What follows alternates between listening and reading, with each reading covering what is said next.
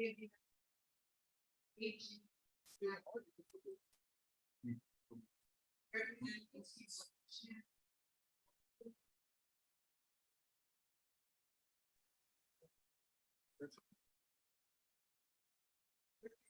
of the executive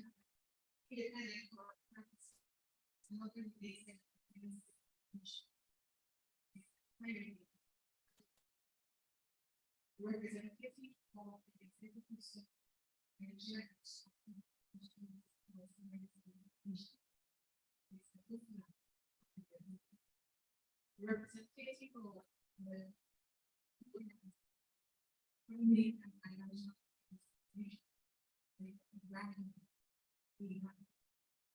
representative of the director and chief executive officer of the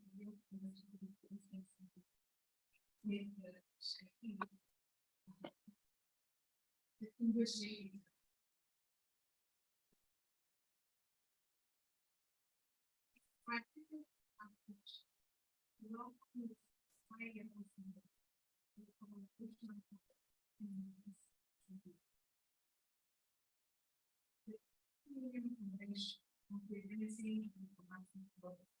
The AUC was adopted in 2000.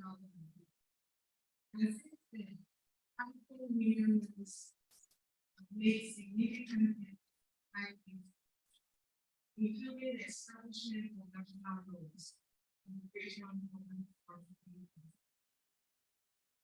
In order to raise awareness of the negative effects of diverse aspects of families and the need to prevent and combat corruption together, the African Union designated 11JUL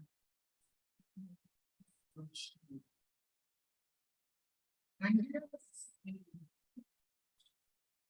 and has seen showing commitment to fight against corruption by making sure our nations are prepared.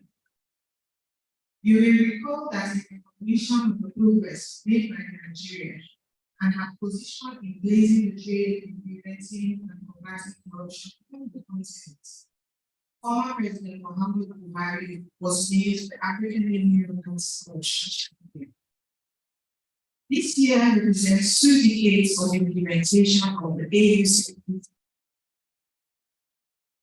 which is why the theme for the year's celebration is the African Union Convention on Preventing and Combating Corruption, 20-year achievements and prospects. The IATT has organized this high-level training to mark the day. This event is an auspicious time as we are continuing the review of the implementation of the AUC. After having been through 2 cycles of review of our implementation of the United Nations Convention Against Corruption. This gives us an opportunity to evaluate our level of implementation of the convention and look at its objectives, challenges, and lessons learned, and determine what more needs to be done locally or what other member states jointly address. The event also takes account of the implementation of the Common African Position on the Republic, presented by Nigeria and the United States adopted its ordinary assembly. At this important time, we must recommit to collective action in preventing and addressing corruption. As we reflect on initiatives put in place, the challenges of our regulation. We therefore call on you all to recommit to ensuring that corruption is brought down to various levels. I cannot conclude my remarks without extending our appreciation to the United Nations Office on Drugs and Crime, the Macampo Foundation, and the Center for Democracy and Development for their support to the fight against corruption, but specifically I love you all and look forward to the very fruitful deliberation.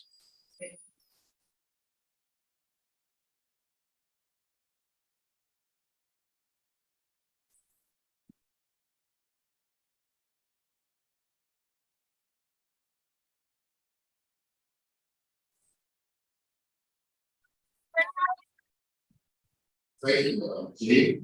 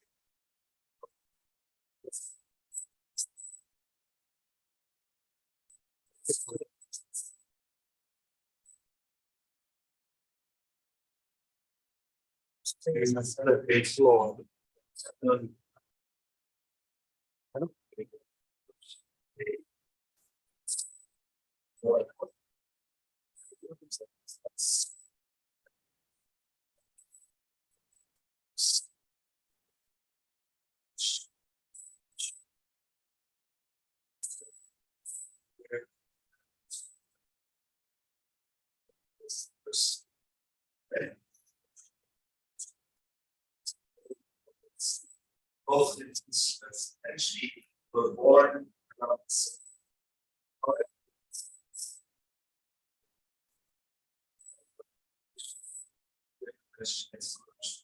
science.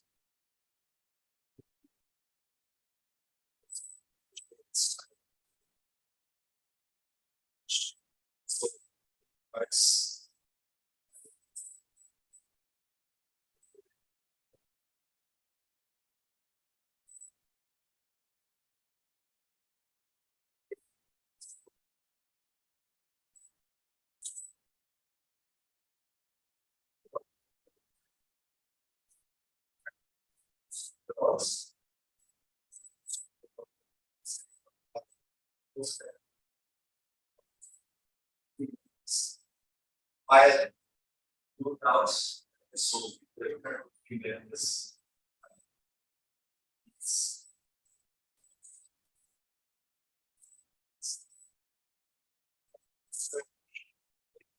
set of these data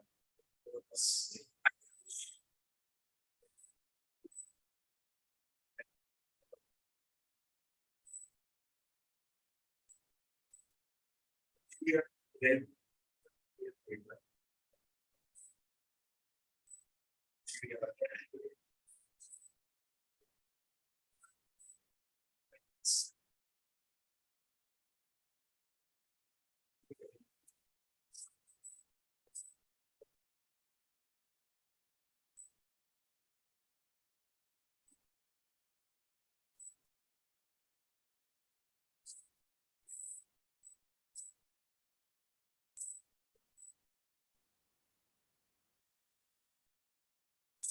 the draft report in December this year. I think everybody was extremely pleased with the progress that had been made and extremely impressed by the progress that had been made.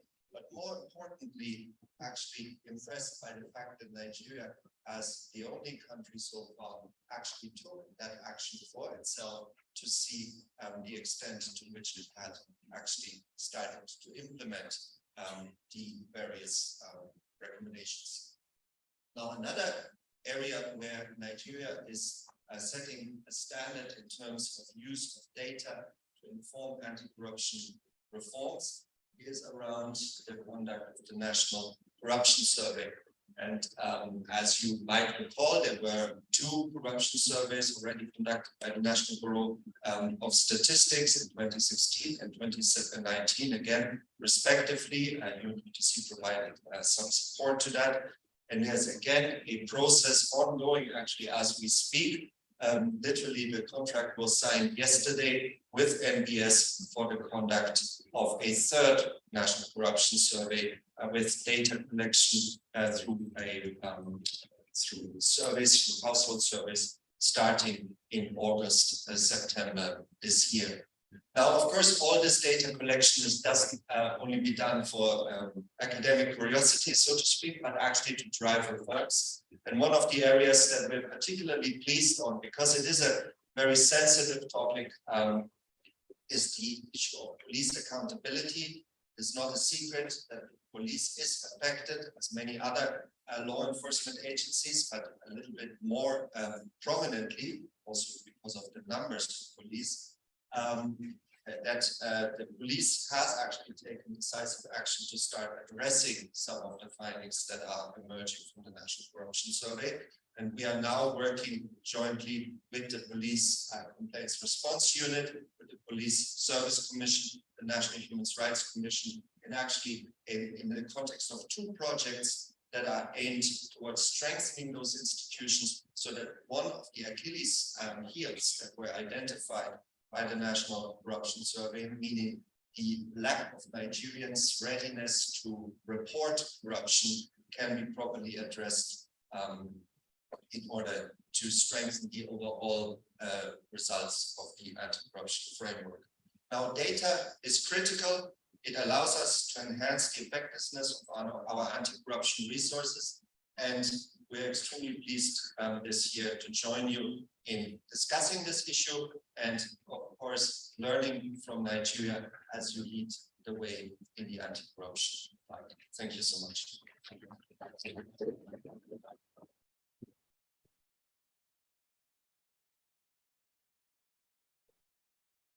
Thank you very much, Dr. Oliver Stolberg. Another round of applause for you, please. Before I call this the General of the Federation, I would like to recognize the presence of someone that has done so much for this country, corruption space. And I think without her, we would not even be having this event today. And that's no other person than Madam Lilian Eka. Would you please stand up for recognition?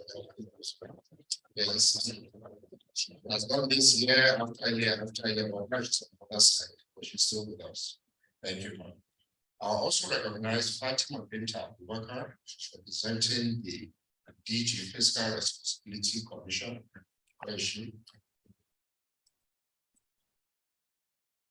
Mr. Afolabi Adekayo, I hope I got that name correctly, representing Center for Democracy and Development and partners to this event.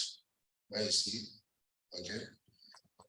And finally, Mr. Gabriel, I'm the Executive Director for our Civil Society Group 1. So thank you. We'll take more as a panel. I would like to invite Mrs. Beatrice Jenny, who is the General of the Federation, Permanent Secretary for Federal Ministry of Justice. Please give a round of applause.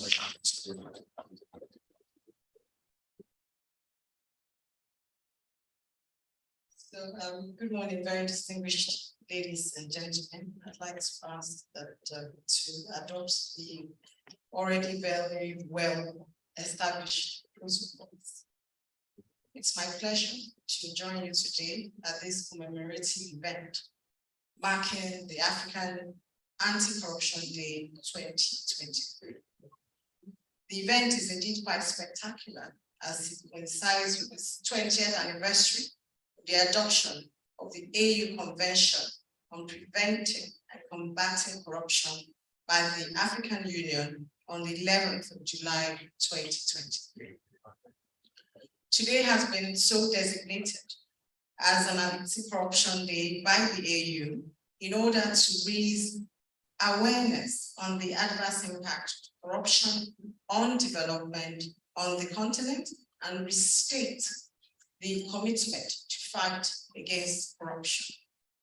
It thus provides a platform for the African anti-corruption fighters to engage in peer review by sharing good practices as well as lessons learned. The debilitating effects of corruption cannot be overemphasized.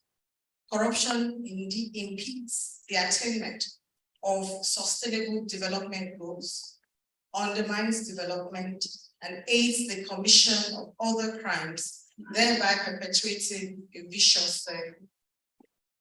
To attain the sustainable development goals and ensure progress, we must take bold steps to combat corruption, which is one critical factor that relegates democracy, security, and development to the back seat. It is indeed discouraging to note that African countries have continued to fare badly on the annual corruption ratings. Indeed, the 2022 Corruption Perception Index, released by Transparency International, shows that most countries are not doing enough. And unfortunately, it has been labeled, rightly or wrongly, as an African undeclared pandemic. While the ratings are always disputable, nonetheless, they serve as a compelling reason for us to scale up our efforts in the fight against corruption. The theme for this year's commemoration is the African Union Convention on Preventing and Combating Corruption, 20 years after achievements and prospects. And it's very important when we are carrying out a stock-taking exercise on the implementation of the United Nations Convention against Corruption. It's also very significant because it's taking place at a time when Nigeria is about to start the implementation of the second phase of the National Anti-Corruption Strategy 2022 to 2026. The anti-corruption strategy, you all will recall, was first adopted by the Federal Executive Council in July 2017, spanning a period of 2017 to 2021. The implementation has now been extended by the Council to 2026. This adoption and implementation is a response to our treaty obligations under UNCA, which we signed in 2003. The anti-corruption strategy provides a holistic, collaborative, and determined approach by Nigeria to combat corruption and its associated consequences.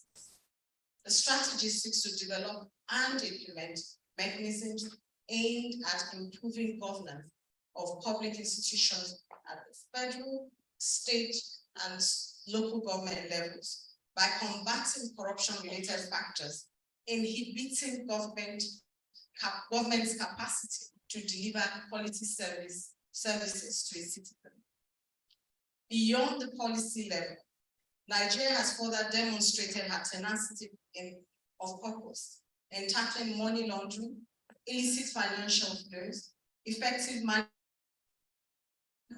terrorist financing by enacting key legislation, including the Proceeds of Crime Recovery and Management Act, the Money Laundering Prevention and Prohibition Act, and Terrorism Prevention and Prohibition Acts, which were all reenacted in 2022. The Federal Ministry of Justice and indeed other stakeholders are in the process of finalizing the Anti-Corruption Action Plan for the second phase of the strategy, taking into cognizance achievements made in the first phase, as well as emerging issues in the country.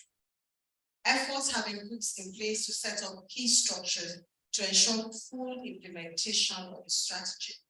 One of such is the development of a work plan highlighting specific activities to be carried out by all stakeholders for the efficient and effective implementation of the strategy.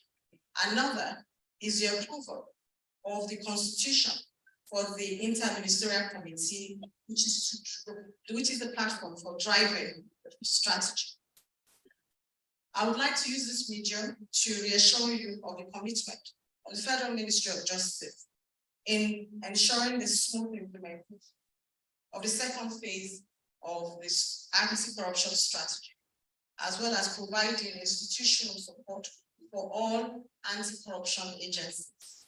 I'd like to use the opportunity also to thank our local and foreign partners.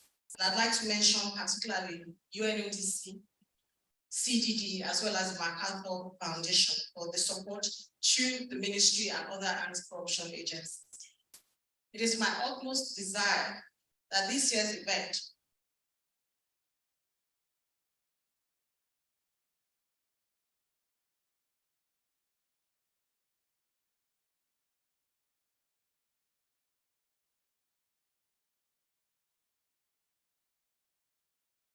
Another round of applause, please, for the Secretary of Education, who has highlighted what Nigeria has done so far in the prevention and combating corruption and what it has to do going forward, with regard especially with the oncoming national anti-corruption strategy.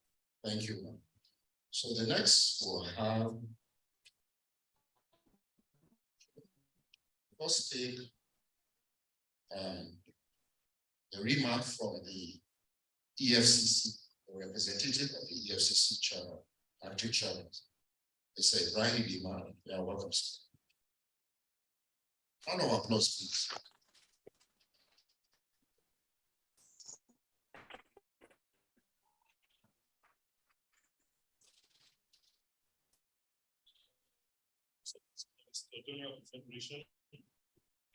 The invited guests, ladies and gentlemen, permit me to stand on the scene.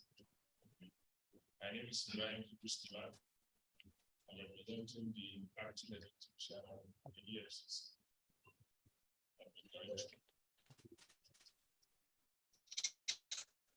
Corruption is one of the monsters that has struggled and made a huge challenge to Africa.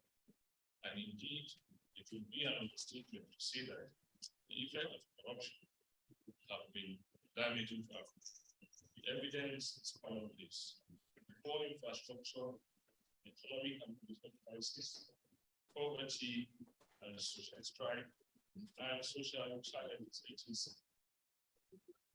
There as the situation is, it is reassuring that the continent has over the years demonstrated a commitment to tackle the scourge through multilateral and country-specific solutions. The adoption of Africa's Union Convention on the Prevention and Combating Corruption, a vital tool in fight against corruption. The statement of this multilateral commitment. In 2023, African Union Anti-Corruption Day is a reminder that there is still ground for that African need. That there is still ground to cover the need, health, and encouragement to bring the hydra needed monster called corruption to its needs. In Nigeria, the agenda to rid the country of corruption continues to work strong in the area of policy enforcement and most importantly, prevention. For us at the EFCC, we are concerned at the involvement of youth in economic and financial crimes, most importantly, cybercrime. A critical look at our secondary and tertiary institutions reveals an extreme situation of poverty with a generation of youth from Nigerian youth now posting cybercrime. When the so-called future leaders are themselves emerged in humanity or uncommon dimension, it's difficult to imagine what the future holds for Africa. More deciding is the fact that those who have been caught in the world remoteness, when our counselors talk to cyber criminals in custody, in most cases, some of them weep in the threats of their action. Yes, they are quick to return to their vomit after discharge by the penal system. Ladies and gentlemen, regardless of what the challenges are, despair is not an opinion. I'm comfortable with the realization that part of the reason we are here today is to do some bit of introspection on the fight against corruption and marshal fresh blueprints to rescue this problem on the ground. I urge everyone present here physically or virtually to actively participate in reviewing the fight against corruption in Africa and suggest new strategies to take campaign to new heights. Corruption, a corrupt-free Africa and Nigeria is real. You are welcome once again. Thank you.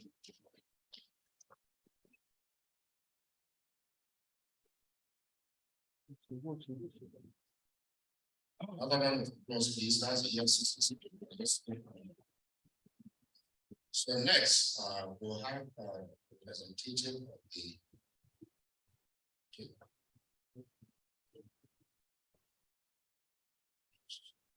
from the Code of Conduct Bureau. Barrister Mutana Ayupekia is a board member of the Code of Conduct Bureau.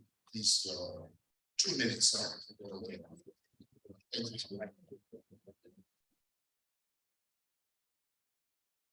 Ladies and gentlemen, Mr. Chairman, distinguished invited guests, I need you kindly stand in the existing protocol. Ladies and gentlemen, since the creation of this country, Nigeria foresaw the need to fight against corruption, hence the creation of Nigerian Police, Public Control Commission, and of course the Code of Conduct Bureau.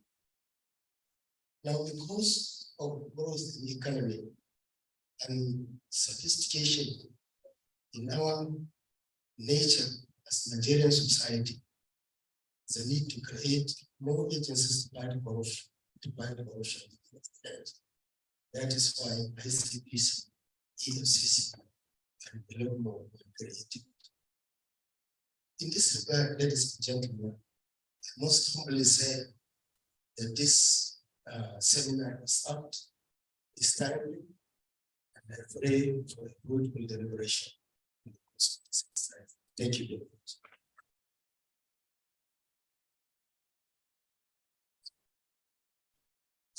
And the next person is representative of the ICPC chairman, Mr. Kayode Adedaya, who is the director of the Process of Crime Department. Please, for your remark and the good message. Thank you. Round of applause, please.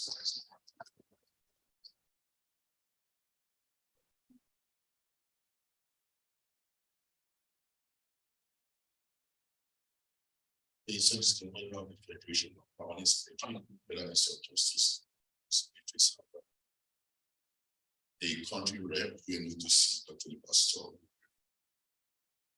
My distinguished colleagues for the IT here, ladies and gentlemen, I stand before you this morning representing the chairman of Independent Government Practices and other elected officers commissioner, Professor Bolade Waswe, SAN, whoever.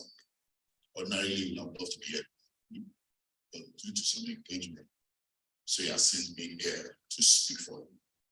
So like the Biblical Esau and Jacob, I haven't seen my face, but you are hearing the voice of Professor Waswe. Let me say welcome to all on this occasion of the 2023 African Union Anti-Corruption Day with the team African Union Convention on Preventing and Combating Corruption. 20 years after achievements and prosperity.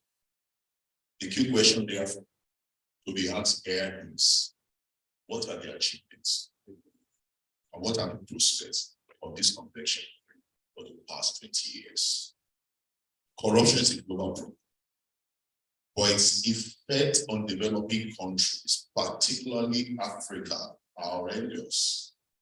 As Kofi Annan, former UN Secretary General, famously said at the foreword to the United Nations Convention Against Corruption. Corruption is an insidious plague that has a wide range of corrosive effects on societies.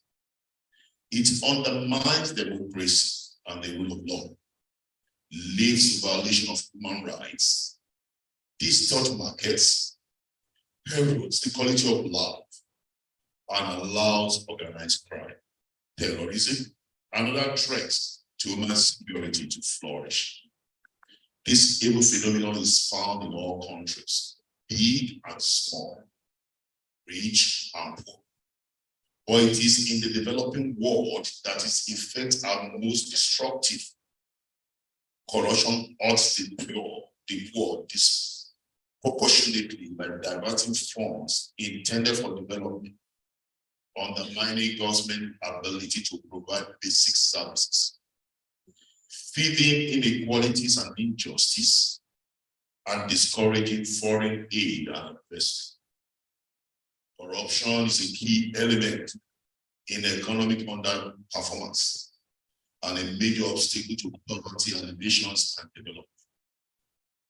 Africa is richly endowed with enviable resources, but more than 300 million Africans struggle to survive on more than $1 per day. ECOSOC reported in 2016 that many African countries lack adequate institutional structures and processes, that this absence trigger and enable corruption. Bad governance, corruption, and failure to uphold rule of law also lead to monumental economic losses through illicit financial flows. As of 2015, Africa was reported to have lost conservatively $1 trillion to IMF in the preceding 50 years. In real terms, money meant for health facilities, education, infrastructural development, social welfare, and development are taken out of Africa annually by seemingly armless contractor transactions with multinational companies, by tax evasion, transfer pricing, trade misinvoicing, falsification of contract records, abuse of confidentiality clauses in extractive contracts, loan agreements, etc., unreasonable grant of tax favors, falsification of intellectual property agreement, and many more, all deny the continent of vital resources for development and for job creation. Needless to say, maintain the sustainable development will be a mirage. Corruption impacts development, peace, and security in multiple ways. The version of public budget on the expenditure side or revenue, direct looting of treasuries, tax evasion, misapplication of funds, budget padding, ghost workers, deliberate elephant projects, project abandonments, contract and procurement abuses, etc. They all have huge implications for development. In summary, the state will be capable of providing services that promote and enhance peace and security. And this in turn will lead to development. Needy sectors will be starved and needless sectors will be fed. Immediate casualty will be the social welfare and sustainable development in health, in education, in housing, food, basic infrastructures like roads, etc. Capacity building and equipment for security agencies and paramilitary agencies like the police, the military, the immigration, customs, civil defense, neighborhood watches, etc. will also suffer. The African Union adopted the African Union Convention on Preventing and Combating Corruption, AUCPCC, in 2003. The convention is the continental roadmap for states and the region to imbibe and implement governance and anti-corruption policies, framework and system to prevent and eradicate corruption. The convention subsequently was conceptualized as a response to the deluge of issues. I think the director program is trying to stop me. Unfortunately, I'm an African man. In Africa, you are afraid of the person who sends you and not who you are sent to. So I'm rather afraid of the chairman that wants to devise a message and report back. All right. The convention subsequently was conceptualized as a response to the deluge of issues surrounding the diversity effect of corruption in Africa, and they need to come up with a roadmap that will ensure effective measures by the state. The convention therefore has to a very good extent improve the awareness of member states on the need to put corruption on the front burner of development agenda. The question is the extent to which the AUCPCC has impacted anti-corruption in Africa generally and Nigeria in particular. Nigeria is globally recognized as a leader in robust anti-corruption legislation and institution. The ICPC is the first dedicated anti-corruption institution in Nigeria, created before UNCTAD and before UPCCC. Despite being established before the convention, the ICPC Act aligned with the provisions of UNCTAD and the UCPCC in both its functions, which is three-pronged mandate of enforcement, prevention, public education, and enlightenment. In operational matter, it has focused on activities that strengthen government desire to eradicate corruption in the revenue and extension side of government, ensuring value for money in the implementation of publicly funded projects, escalated asset recovery and asset return, and reduce retail corruption as the everyday experience of ordinary people. We have also revised and upscaled the deployment of the ethics and compliance scorecard on MPAs, thus improving service delivery. Let me use this occasion to remind the African Union and the anti-corruption practitioners that after 20 years, it is time to demonstrate courage with effective planning in the fight against corruption, with strict adherence to the provisions of the convention and member states. The African Union has made progress, such as the establishment of the African Union Advisory Board on Corruption and the AU high-level panel, headed by President Abu Beki, and more recently, the adoption of the Common African Position on Asset Recovery. However, challenges remain. There is a need to initiate and sustain international cooperation that align with the concept of the convention.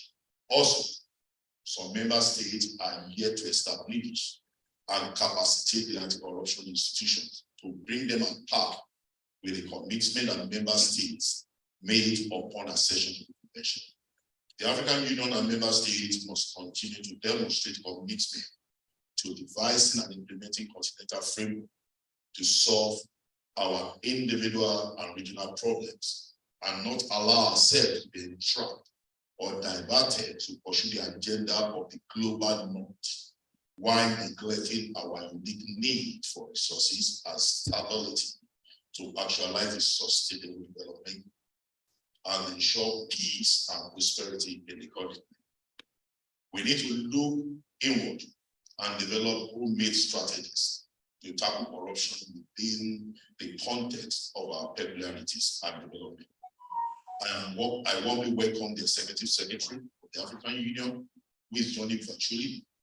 Also, the African Union and ECOWAS staff, physically and virtually, that are present here, are all appreciated.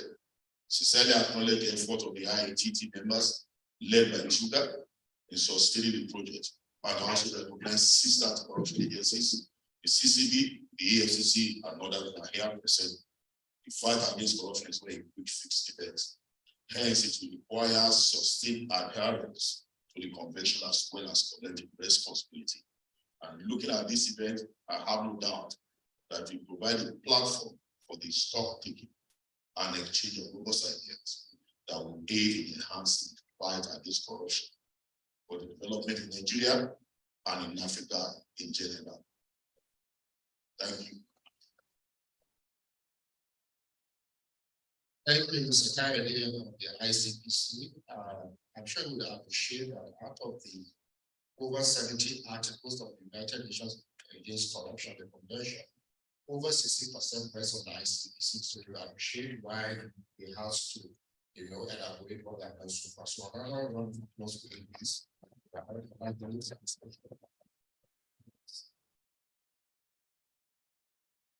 While he was giving his speech, I would like to recognize the representative of the DG NEITI, Mr. Togu, of the sorry, I didn't pronounce it right. Is he here? Is she here? All right. So the next goodwill message we will take is from the NFIU, Mr. Mohammed Shahid, that's a Nigerian financial intelligence.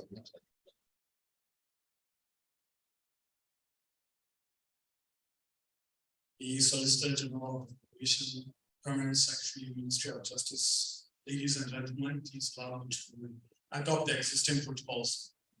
On behalf of the Director, Chief Executive Officer of the Nigerian Financial Intelligence Unit, Malam Modibo Tukur, it is indeed a privilege and a pleasure to be here today to commemorate the African Anti-Corruption Day 2023 and to mark 20 years of passage or signing into effect of the African Union Convention on the Prevention and Combating of Corruption.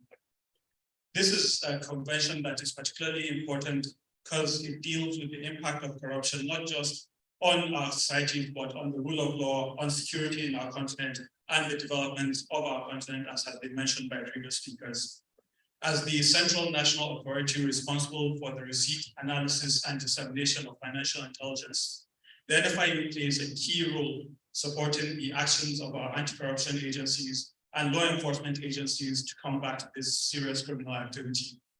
The provision of timely, reliable, and actionable intelligence by financial intelligence units is a key mechanism for achieving the objectives of the African Union Convention on Prevention and Combating of Corruption, particularly Article 6, which deals with the proceeds of this illicit activity, as well as Pillar 1 of the Common African Position on Asset Recovery.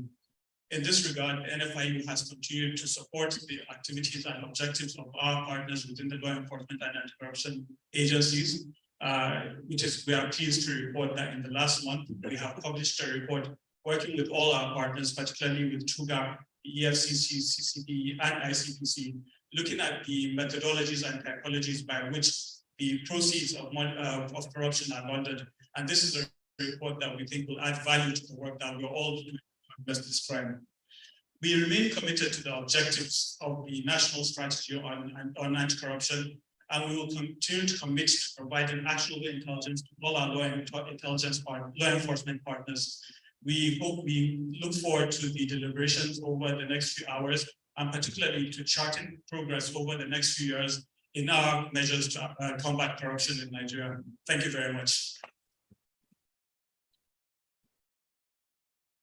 That's Mr. Shahid, as the Chief of Staff to the Chief Executive of the Nigerian Financial Intelligence Unit. Another round of applause, please. Let's do NEITI, one good message from NEITI at Center for Democracy and Development. Then we'll go to the key. You're welcome, sir.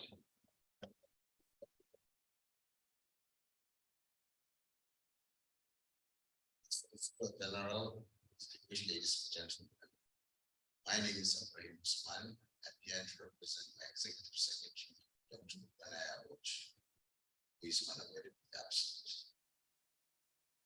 I joined fellow agencies in the interagency task team to welcome you all to this event. Today provides an opportunity to pause and reflect the negative impact in the lives of ordinary Africans, especially Nigerians, share good lessons and practices in the fight against corruption. It also provides an opportunity to explain what is working and what is not, and what new approaches are required in the fight against corruption. Anti-corruption has been mainstreamed into EITI standards in June this year during the 18th Global Conference in Dakar.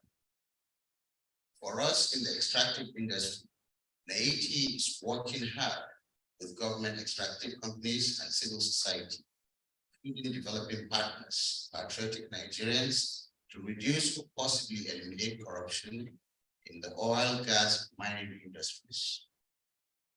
We have outlined what needs to be done in our industries annual report available on our website, in addition to wide public dissemination. While we commend the new administration for the courage to deal with the subsidy issue, NEITI believes the government decision has direct relationship with fight against corruption in the downstream oil and gas sector. We appeal to government to move faster to address matters arising from subsidy removal through its proposed provide relief program to help the most vulnerable in our midst, the poorest of the poor. NEITI has no doubt in the interest in the nearest future. Subsidy removal will free the economy from age-long bondage. For instance, NEITI has already been vindicated that few months after the subsidy removal, fuel consumption already dropped. NEITI has questioned these figures over the years as a major source of flight out of the country. As a member of the interagency task team and a member of the global EITI, NEITI is committed to fight against corruption, and we are confident that this will provide an opportunity to strengthen our determination within the IATT with the support of our donor partners to continue to push boundaries for the benefit of our country in spite of challenges. Once again, I thank you for inviting me. I wish you a fruitful deliberation. Thank you. Thank you very much, sir. That's NEITI. Another round of applause, please. So the last message is from the Center for Democracy and Development. They are co-organizers of this program. Please represent. Okay, thank you. You're welcome.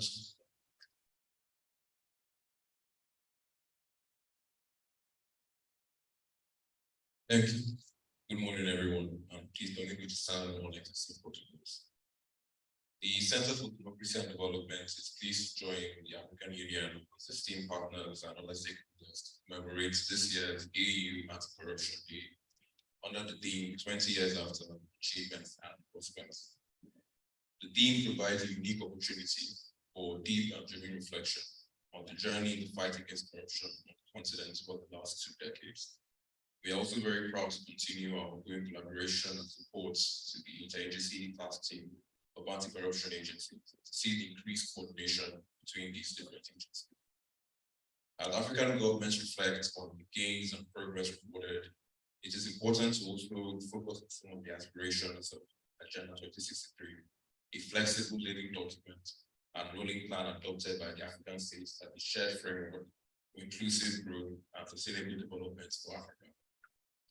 Aspirations 3, 4, and 7 focus on good governance, democracy, respect for human rights, justice, and rule of law, a peaceful and secure Africa, and an Africa as a strong, united, resilient, and influential global player partner. These aspirations are consistent with Article 3 of the African Union Convention on Preventing and Combating Corruption, which enjoins state parties to undertake to abide by democratic principles, rule of law, transparency, and the rejection of acts of corruption. Tackling corruption, which is debilitating impact on economic, social, and political development, requires the building of strong and capable institutions that will deepen democratic values and justice, support gender equality, and improve peace. These institutions have successfully recovered stolen assets here in Nigeria, from both within and from the diaspora. Effectively combating corruption can significantly help to reduce fiscal wastage and also facilitate the detection, tracking, and recovery of illicit financial inflows, which continues to rob the country and the continent of needed resources for development. CDD therefore reaffirms its commitment to supporting efforts to curb systemic corruption that occurs in different fields. We congratulate AU member states and even the agencies within the country on the progress made so far. However, there is still so much more work to be done. Fighting corruption requires consistent and sustained work on various fronts, and adopting innovative strategies to meet the ever-expanding corruption typologies and taxonomies. The dangers of relapsing or losing the gains made are high if we do not work concertedly and persistently to sustain this fight. The Nigeria we want, and indeed the Africa we want, can only be achieved through the diligent implementation of the provisions of the AU CPCC and state parties renewing their commitments to it. With dedicated focus, strong political will, and effective cooperation, corruption can indeed be contained. And we commit ourselves to being a consistent partner to all efforts to suppress corruption here in Nigeria and on the continent. Thank you very much. Thank you very much. That's the Center for Democracy and Development and leading civil society organization that has been deepening democracy in Nigeria and South Africa. Thank you, everyone. So before I call for the keynote address, I would like to recognize the representative of the Auditor General of the Federation, Mr. Ibe, is the Director of Environmental Audit, representing the Auditor General. See here, you're welcome. So now, for the keynote address to be delivered by Malolu Ribadu, who is the National Security Advisor and the former of the Pioneer Chairman of the EFCC. He presented by Brigadier General A.G. Laka. He's the Special Advisor on Operations Space. He's welcome to the only general we have in the hall.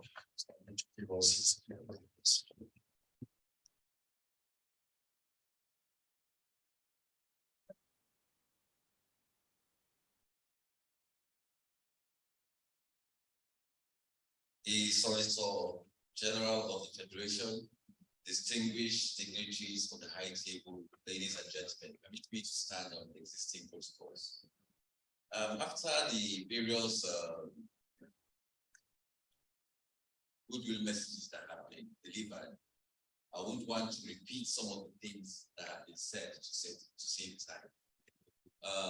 The National Security Advisor, Madam Nuhu Ribadu, was particularly delighted to be invited as a keynote speaker at this all-important event organized by the Interagency Tax Team in collaboration with the United Nations Office on Drugs and Crime, the MacArthur Foundation, and the Center for Democracy and Development.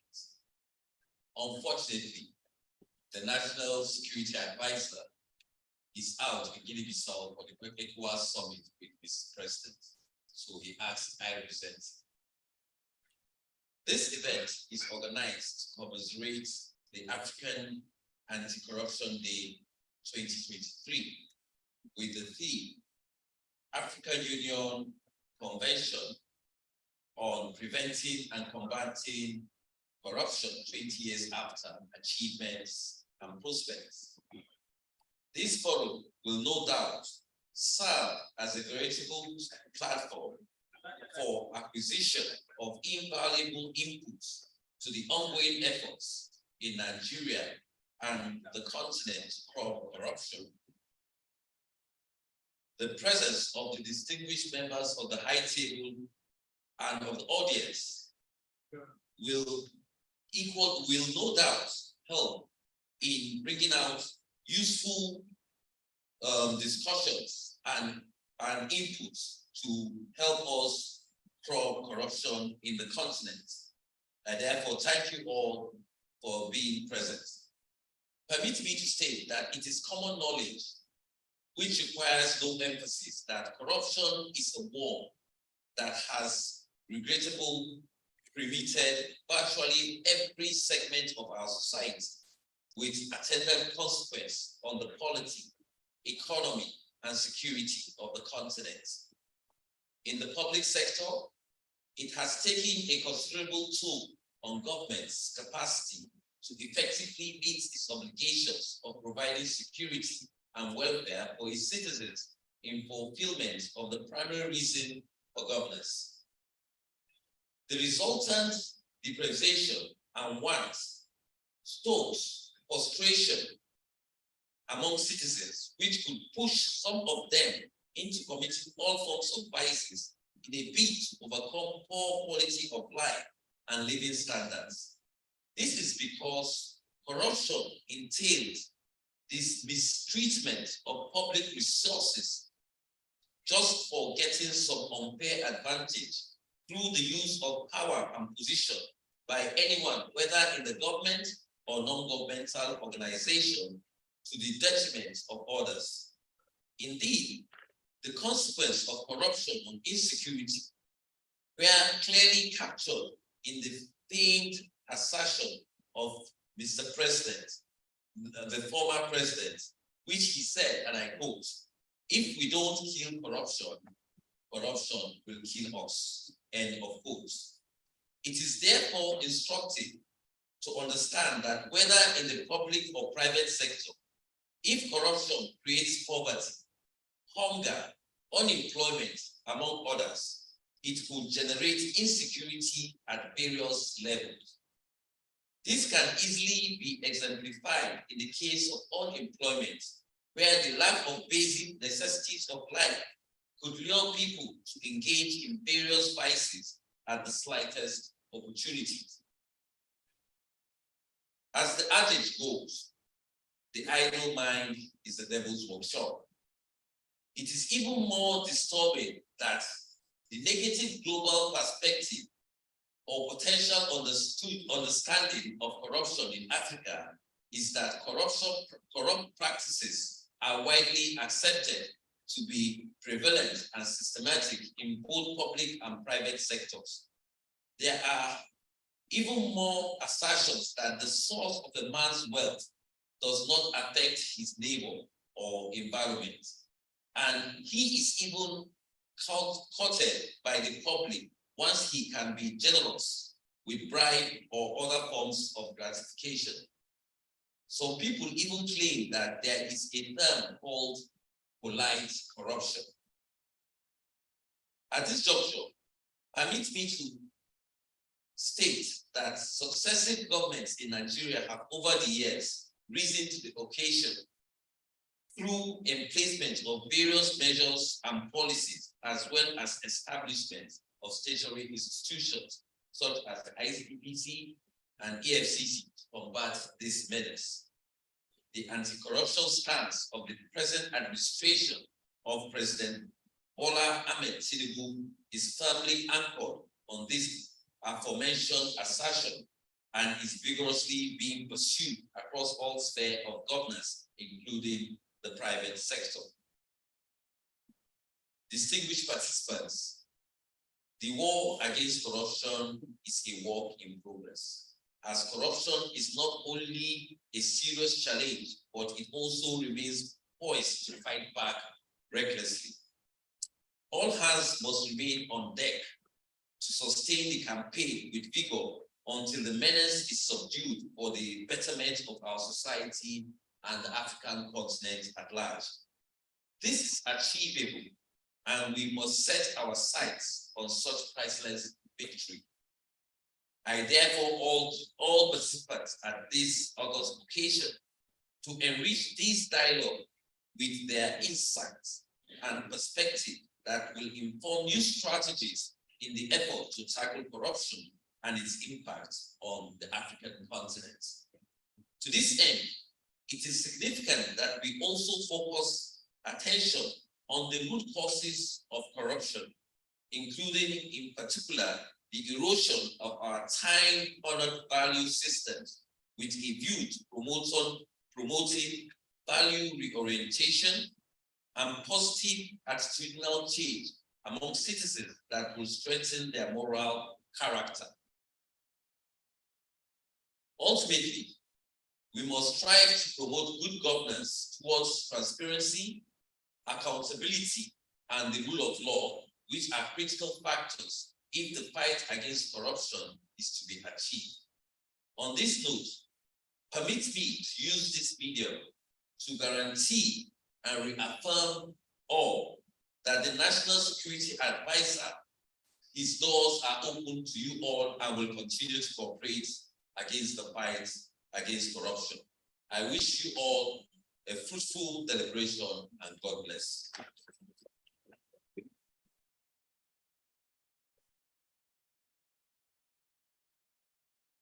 Thank you, Honorable National Security Advisor, ably represented by General Laka.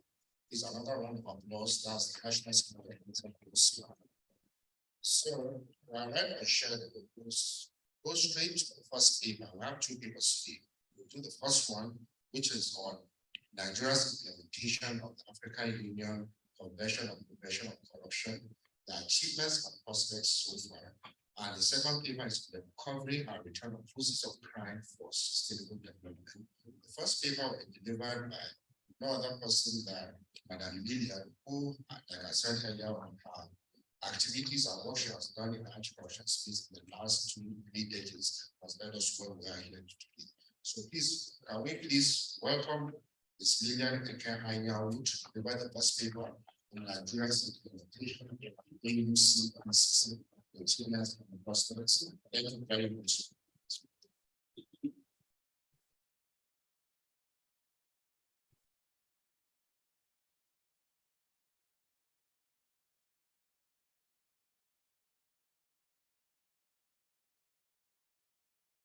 Morning, ladies and gentlemen. It's an honor and a privilege to be here this morning.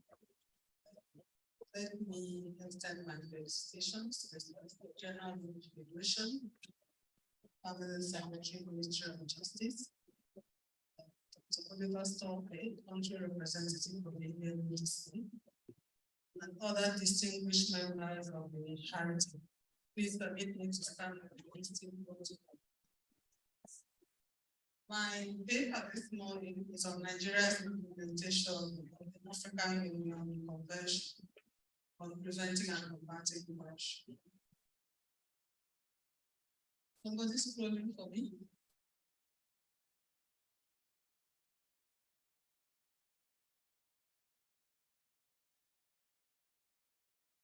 A lot has already been said today about the importance of anti-corruption conventions.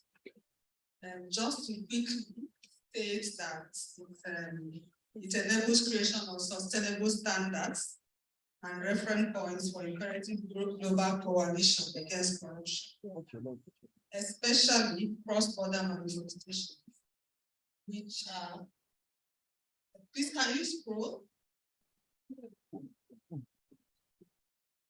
Yes, I said especially cross-border manifestations, which include the money laundering, extradition of suspects and accused persons, and most importantly, recovery of assets. A few facts about the African Union Convention. As earlier stated by some speakers, it was adopted on the 11th of July 2003, but it actually came into force on the 5th of August 2006, after deposit of instrument of ratification by the 15th November. At the moment, 48 countries have ratified this convention, which is significant progress. And when you think about the number of African countries, just about 54. And if you look at the countries who are yet to ratify, you will see that the countries are the ones that have challenges in other areas, countries like Somalia, South Sudan. In effect, most African countries have signed up to this convention. Now we look briefly at some of the principles of the convention itself. As stated in the convention, is to promote mechanisms and ensure cooperation among state parties in the fight against corruption, and establish certain offenses such as bribes, illicit enrichments, and also strengthen national controls to ensure compliance by foreign countries. And most importantly, establish, maintain, and strengthen independent anti-corruption agencies. Also quite interesting are the principles underpinning the convention itself, as stated. Respect for democratic principles and institutions, popular participation, the rule of law, and good governance. We will all agree that these are issues and challenges within the continent. So the convention recognized them from the beginning. Respect for human and people's rights in accordance with the African Charter on Human and People's Rights and other relevant human rights instruments. While some parts of the globe no longer have this challenge of infringement of human rights, within the continent is still a very significant challenge, and you cannot effectively fight corruption without addressing it. Another principle is transparency and accountability in the management of public affairs, promotion of social justice, and ensuring a balanced socio-economic development. And finally, with a lot of emphasis on the principles, condemnation and rejection of acts of corruption, related offenses, and impunity. Because in the subcontinent, one of the key challenges we have is impunity. Not corruption is a small thing when you now compare to the level of impunity that is exhibited at times. Next slide, please. I want us to look at some of the key provisions of the convention. Unfortunately, some shading that I have done, not showing in this particular slide. I laid emphasis, okay, maybe it's not even slide, I laid emphasis on certain provisions where the convention used mandatory language to emphasize the importance of those issues in the sub-region. The convention has provisions of similar things that you can find in the UN Convention Against Corruption, because the negotiations were going on around the same time. You see issues as strengthening internal accounting processes, in maintaining and strengthening independent anti-corruption agencies, and it establishes offenses in respect of solicitation and offering of bribes and illicit enrichment in the various articles. Next slide, please.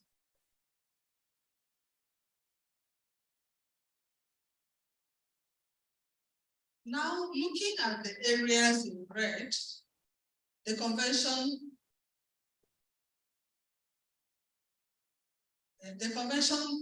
seeks to de-emphasize immunity of certain public officers in the investigation of corruption. At the time of negotiation and even now, immunity of certain public officers is still challenged in constructing the war against corruption. And it also used mandatory language in establishing illicit enrichment as an offense and imposing legislative measures to ensure access to information. Practitioners here will confirm that one of the greatest problems for practitioners, whether it's from civil society or government in the fight against corruption, is that of access to information. So as far back at that time, it's required countries to establish legislative measures to ensure access to information. And in trying to track progress, we of course recognize that Nigeria is one of the countries that have complied substantially with these legislative measures because we have a robust access to information regimen. Next slide, please. Now, another key provision that I have also marked in red is the convention requires countries to ensure transparency in the funding of political parties, which is also a big problem within the subcontinent, and proscribe the use of funds from corrupt illegal sources. The Solicitor General had earlier mentioned of the progress Nigeria has made in preventing money laundering and illicit financial flows.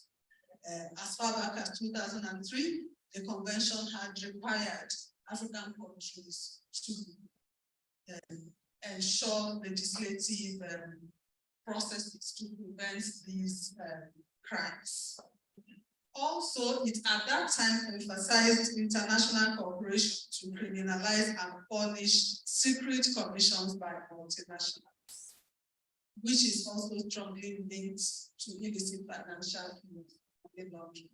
So there was proper diagnosis at the time this convention was negotiated and adopted.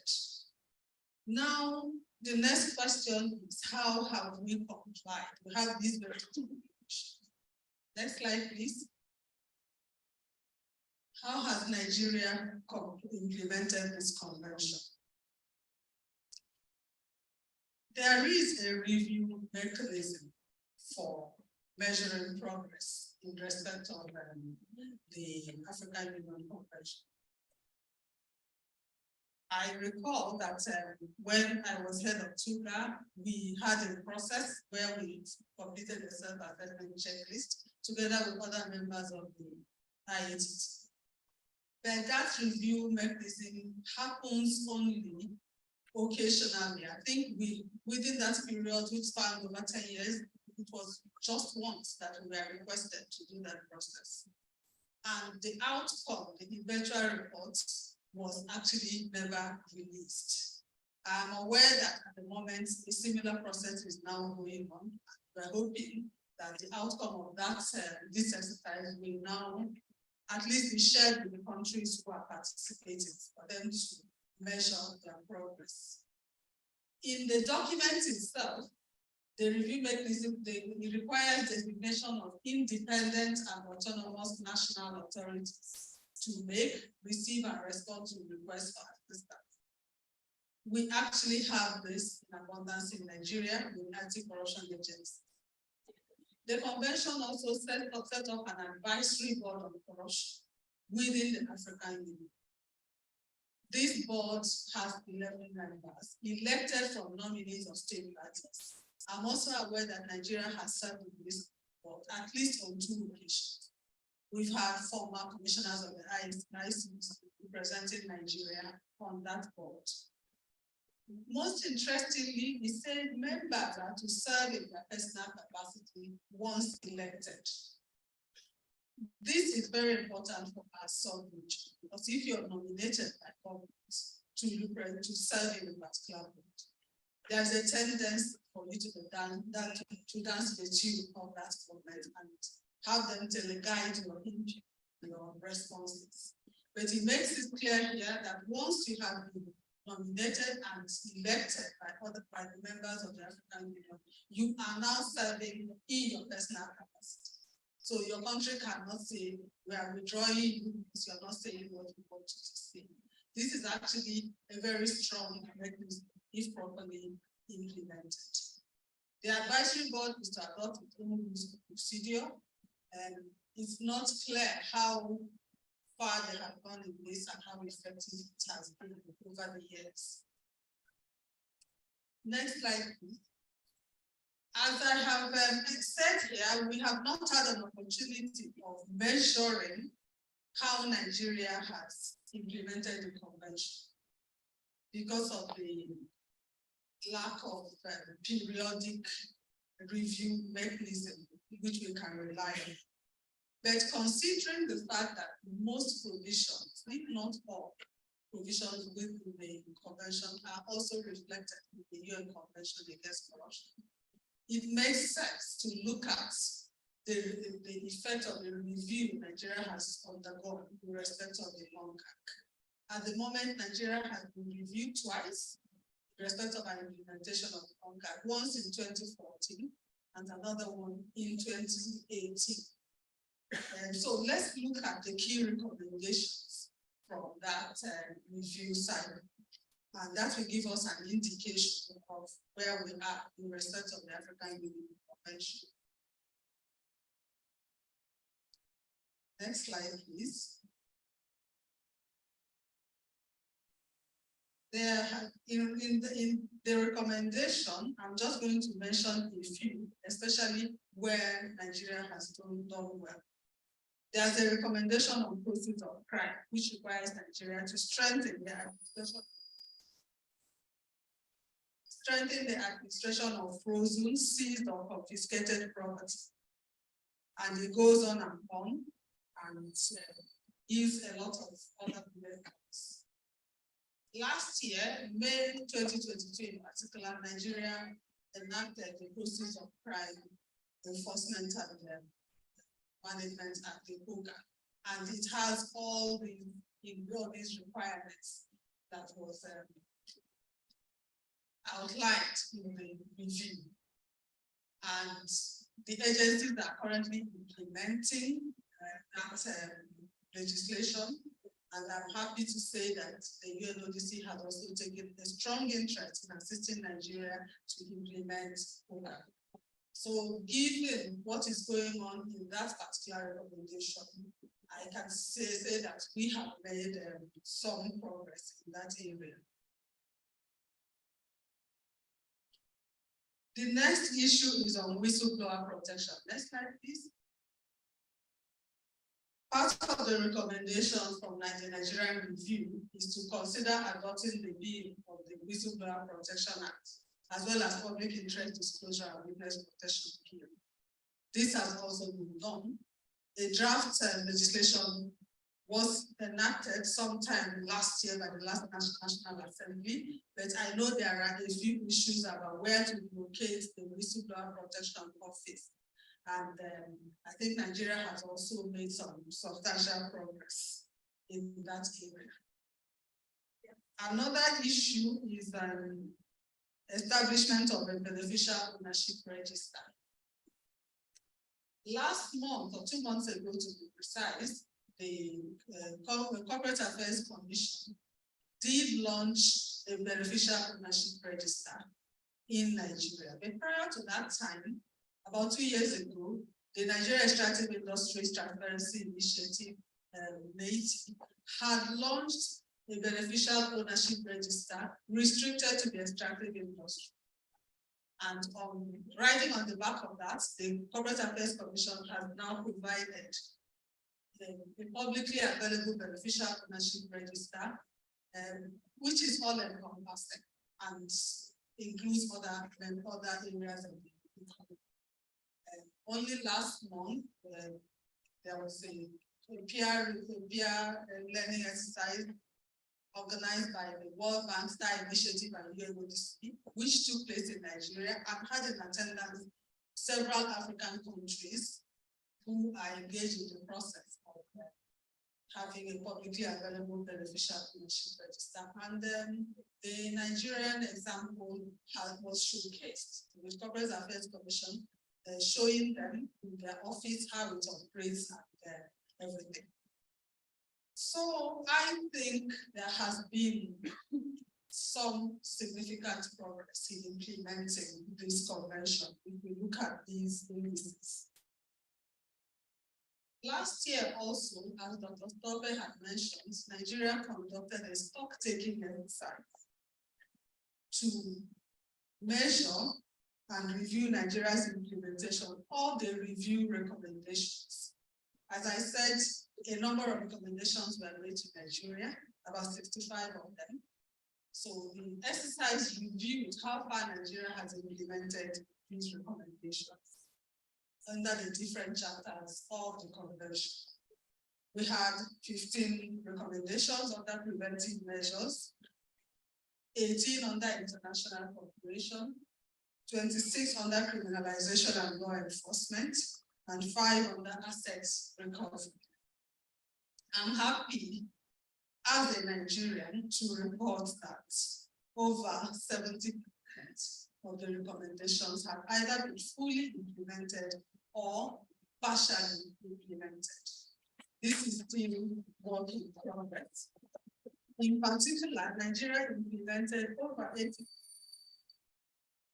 80% of the recommendations relating to assets recovery. Now, are there opportunities? Next slide, please. Are there opportunities that can be appropriated from the review mechanism for the UNCAC in relation to the review mechanism for the African Union Convention on combating and preventing corruption? Next slide, please. There's a lot of similarities between the AU Convention and the UNCAC. I will actually say the UNCAC is an expanded form of the African Union Convention. Everything contained in the African Union Convention is also contained in the UNCAC, except that the UNCAC has broader provisions. Now, from what we can see, the UNCAC review mechanism is going on very well. Nigeria has already gone through 2 review mechanisms, and I am sure in the shortest possible time, when the third cycle starts, Nigeria will also be called upon to go another review mechanism. And several African countries have also gone through that review mechanism.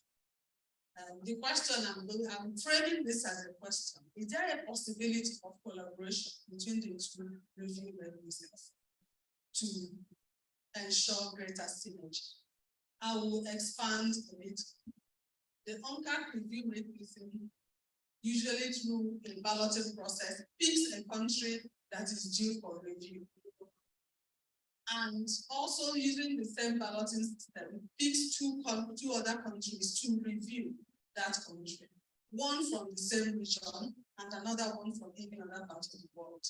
And then they commence the review process, which starts with a self-assessment checklist and progresses with constructive dialogue, back and forth, clarification, and where appropriate, and in most cases, there's a country visit to meet the officials on ground and see the work that is going on in the country.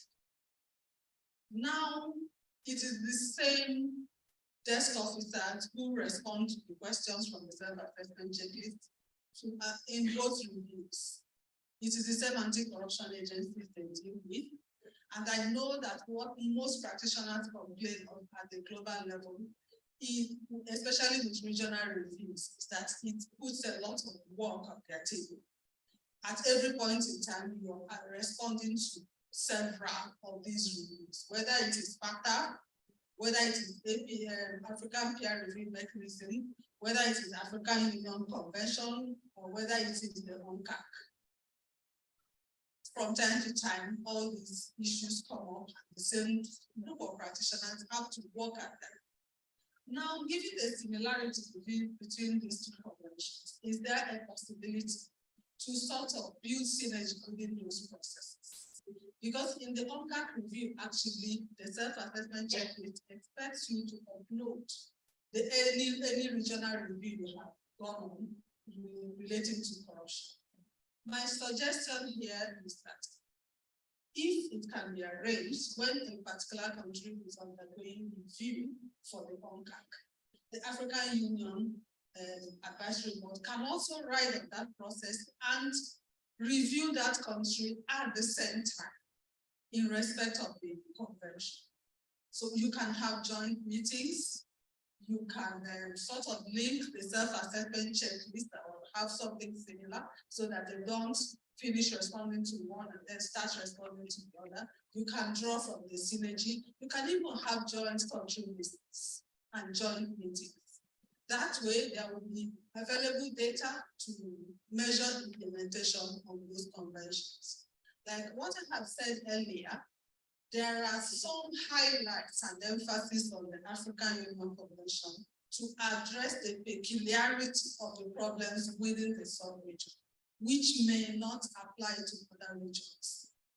So we need to have a hand that we need to pay attention to reviewing our performance and the implementation of the African Union Convention. We can't just relax on it because those problems that were identified 20 years ago still exist today.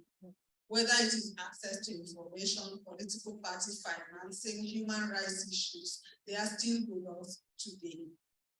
And I think this is something we should reflect on and see if it is something that can be implemented. Thank you very much.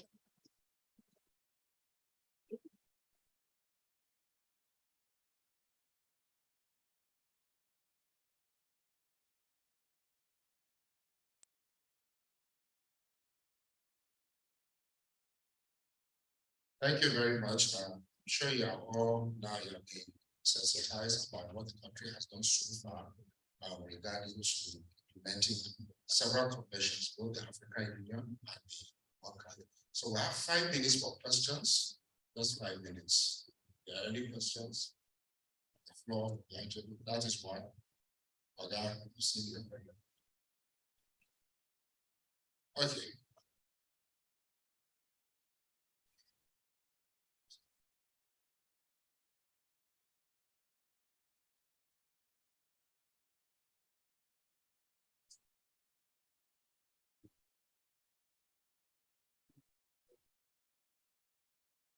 morning, everyone.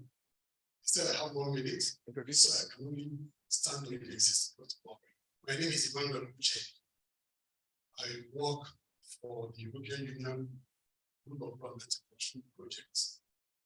Currently managed by International Idea. Sister Lillian, thank you very much. That was quite a good execution. Mine is not a question, just to support the motion or the question you just asked. And my take is very simple.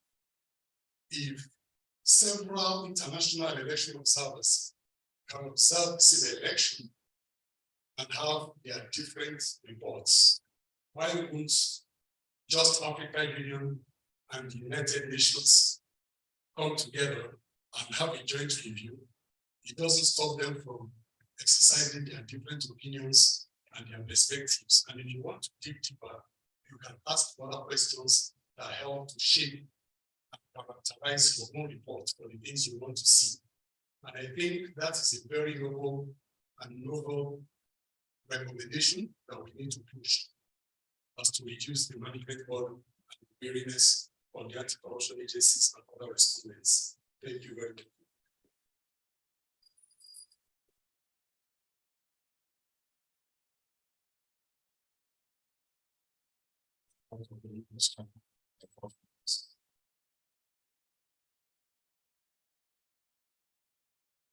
Yes, that actually is thank you, Emmanuel. That is my recommendation. And from where you sit and the program you are running, I think you can actually begin that conversation.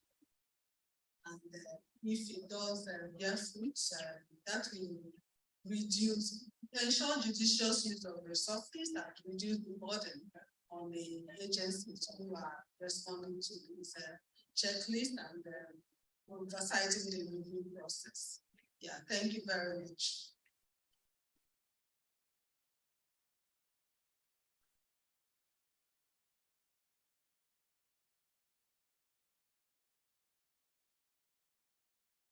So let's take the last statement now.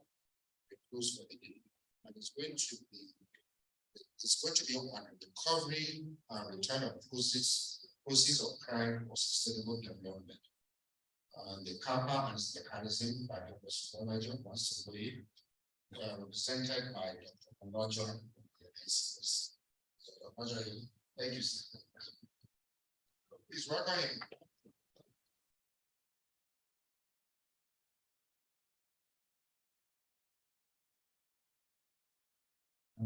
Good afternoon, everyone. The SG has stepped out, so while standing on the existing protocol, may I recognize Dr. Oliver Stolpe, my dear sister, the head of TUGAR, and the heads of other anti-corruption agency, of course, the National Security Advisor. The paper I'm presenting on behalf of the chairman of ICPC, Professor Bolaji Owasoye. Is titled The Recovery and Return of Proceeds of Crime for Sustainable Development, the CAPA and its mechanisms. Next slide, please. Yeah, this is our lengthy outline. I will most probably skip most of the preliminary bullet points. Next slide, please.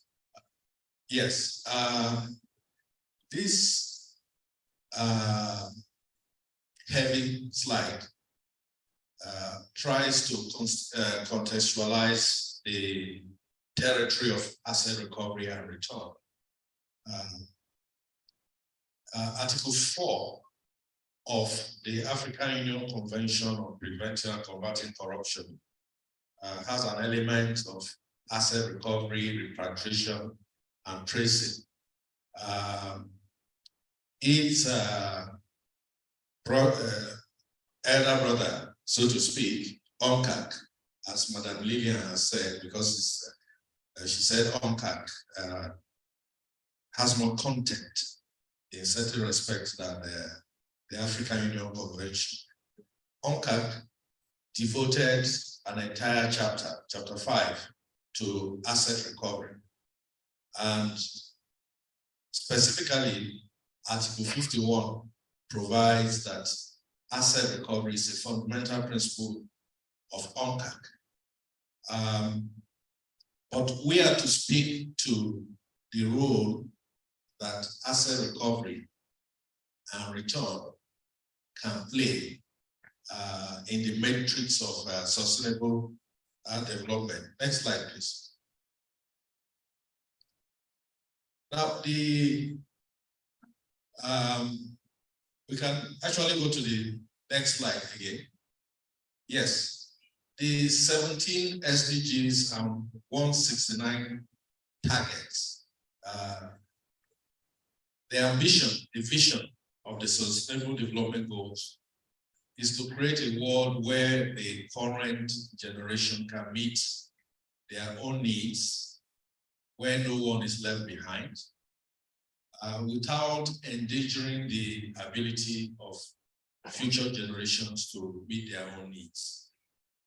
But we all recognize that corruption is a cross-cutting issue that threatens the actualization of the SDGs.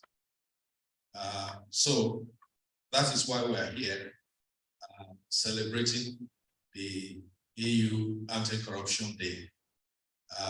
Next slide, please.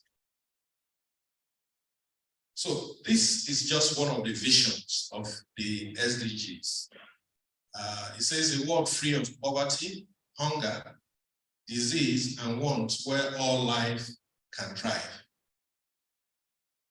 We envisage a world free of fear and violence, a world with universal literacy, a world with equitable and universal access to quality education at all levels, to healthcare and social protection, where physical, mental, and social well-being are assured.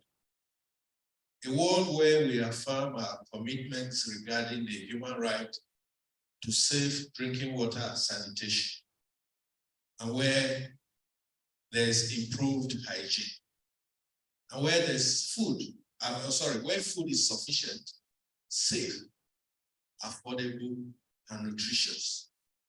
A world where human habitats are safe, resilient, and sustainable, and where there's universal access to affordable, reliable, and sustainable energy. So if you look more in greater detail at the other visions, you will find references to security, references to the absence of war.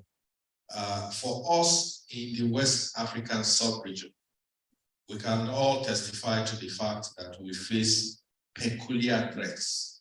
And some of these threats are directly traceable to corruption.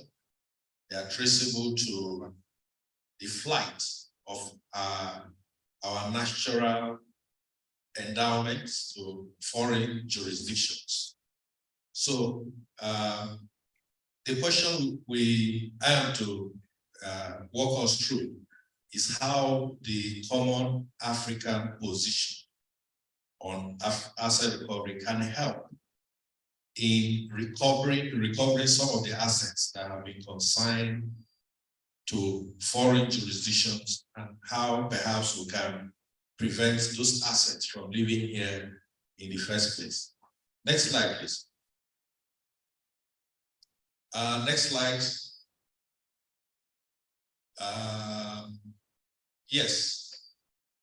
Now, SDG 16.4 states that it ambitiously that by 2030 significantly reduce illicit financial flows and arms flows, strengthen the recovery and return of stolen assets, and combat all forms of organized crimes.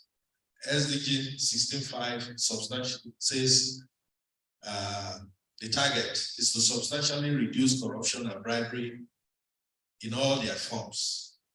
Now, it is worthy of note that the Addis Ababa Action Agenda adopted in 2015 the same year as the SDGs.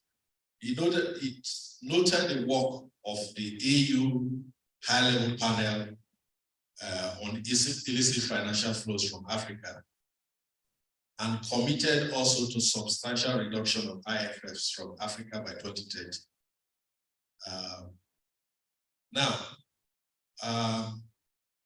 Specifically, you will see when we go to the contents of CAPA that CAPA is linked to the work of the Thabo-Mbeki panel. So in order to take too much time, let's go to the next slide. Now, the SDGs further says that apart from the SDGs, that regional and national frameworks are important to the actualization of the SDGs. The CAPA is just a regional framework that is meant to facilitate the actualization of the SDGs. The CAPA is my primary focus. So from here, I'm going to use generic slides that we have used a couple of times to explain CAPA. Next slide, please. Now, the Common African Position on Asset Recovery was sponsored by Nigeria. Several Nigerians actually spent sleepless nights to ensure that the CAPA was adopted. It was adopted in February 2020. CAPA is not a legal instrument as such, but it is a political, policy, and advocacy instrument aimed at assisting in identifying, repatriating, and effectively managing African assets for the common good of citizens in accordance with Africa's development agenda, domestic laws, and other legitimate government purposes in a manner that respects the sovereignty of member states. CAPA, it perceives the recovery and return of African assets as a historical challenge. It has a cultural component, it has an economic component, it has a political component. The historical aspect is, if you read CAPA, is that it says that for centuries, African assets have been consigned to foreign jurisdictions. The cultural aspects relates to things like artifacts, the Benin bronzes. And that just reminds me, we cannot say the corpse of the Ethiopian priest is an artifact. But we as Africans, we attach a lot of things to our relatives. So when we are told that we can have the corpse of a family member to be interred the way we want it, we are conflicted by such representation, such statements. Next slide, please. So what is the foundation, the legal basis for CAPA now? Like I said earlier on, the work of the high-level panel on illicit financial flows from Africa,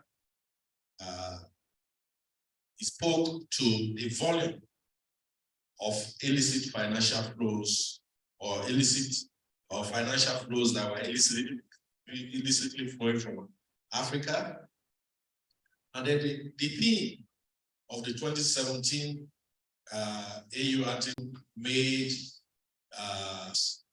the 31st ordinary session of the Assembly of the AU implored international partners to work transparently and effectively for the return of illicitly acquired assets.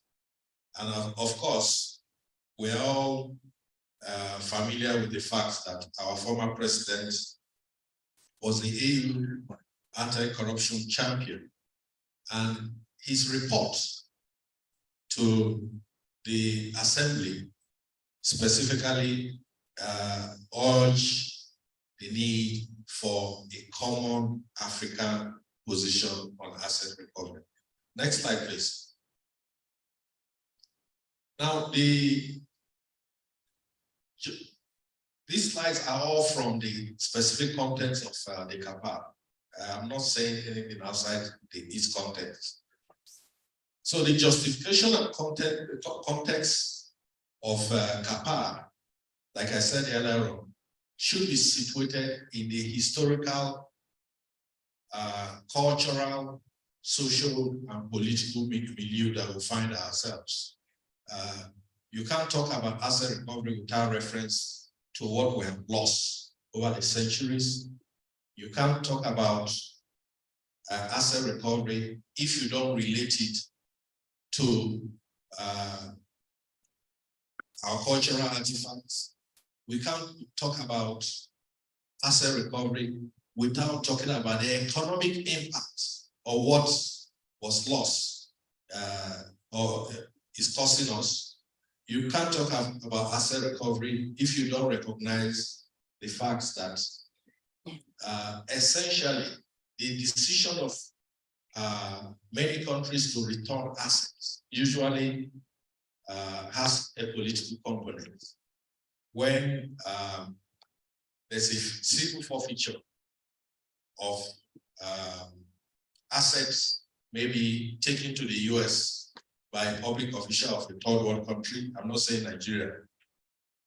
When there's civil forfeiture, the courts usually will order that the asset be forfeited to the US government.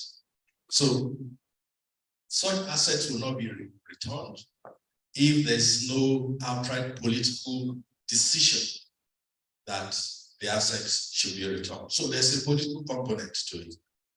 Next slide, please. So this talks about this is the preamble to CAPA. In summary,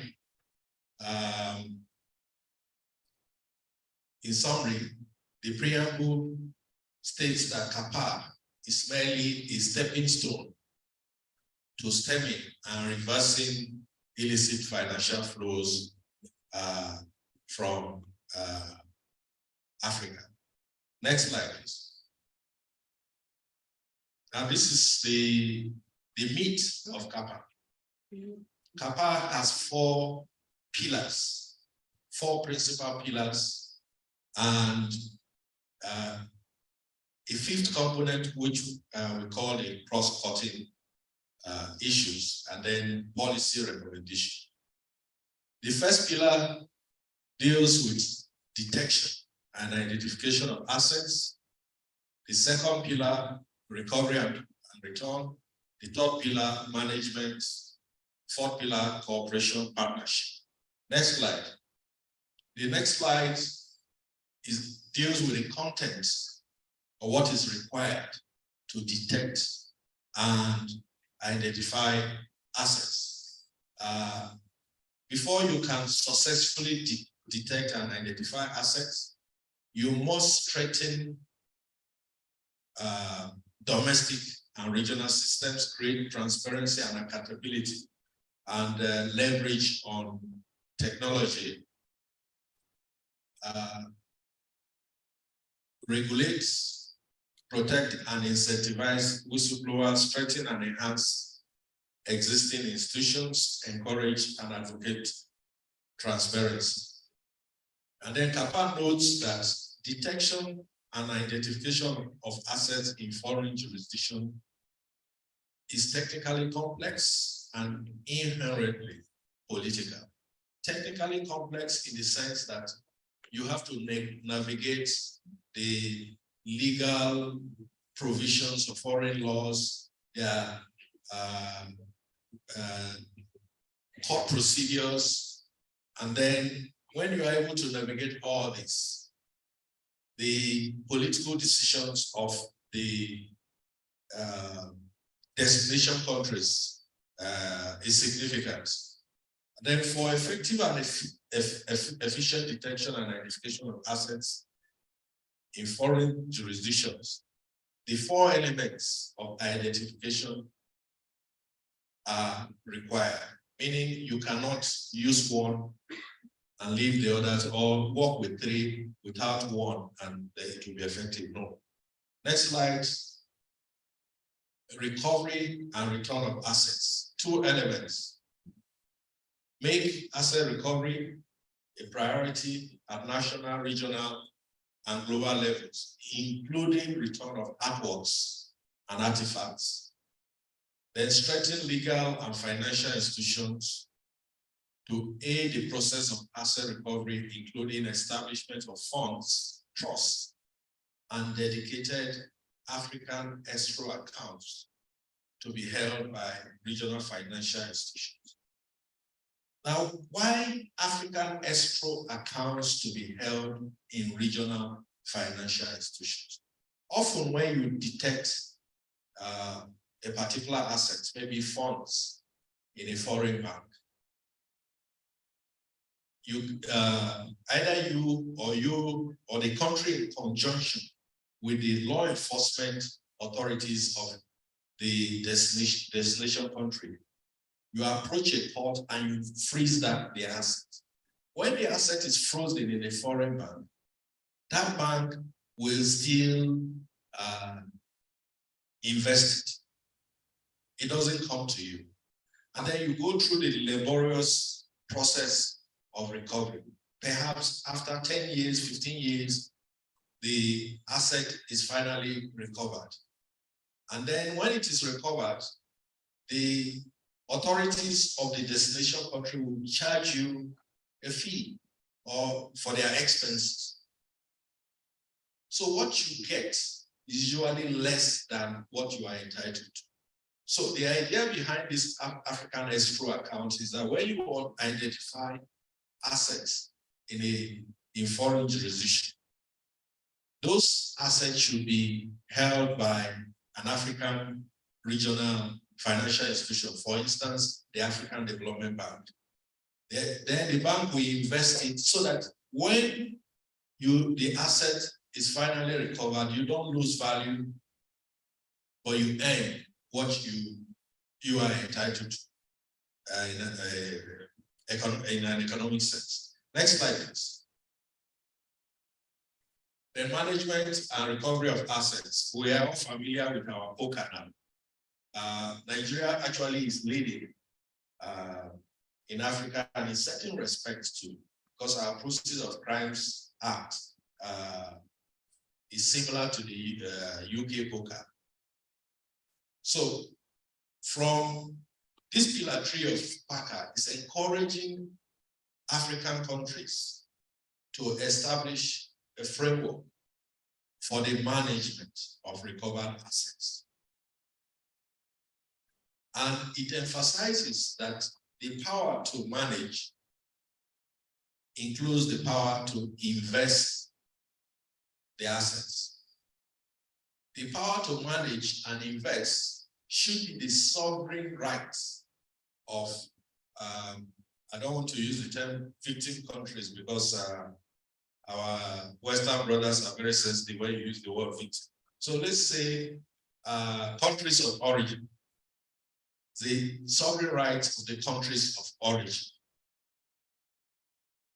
Sovereign rights means that the country should determine what the funds are used for. If we have a need to build a road or a bridge, it should be used for the road or bridge. But what you use should not be dictated in the sense that they shouldn't tell you, oh, we have this NGO, this CSO. I know you are well represented here, I beg your pardon. Give it to them, let them use it. That will amount to dictation. So pillar 4 advocates that the use and management of returned assets is the sovereign rights of the countries that those assets left to the foreign jurisdiction. The next slide, please. So this is the cross-cutting issue. The cross-cutting issues are issues that permeates the four pillars of CAPA. And the cross-cutting issue, the message of the cross-cutting issue is that if you implement all the four pillars, all these issues to successfully implement any of the four pillars of CAPA, you have to take into cognizance all these cross-cutting issues. So for instance, the first one, strengthening domestic, regional, and international systems. If the systems are not strong, resilient enough, you cannot talk about detecting and identifying assets. If the systems and processes at national, regional, and international level are too technical, it will be difficult to recover the assets. And then inclusion means you take into consideration the needs of every strata of society, gender, those with physical needs. So there should be inclusivity and take the needs of the environment also into consideration.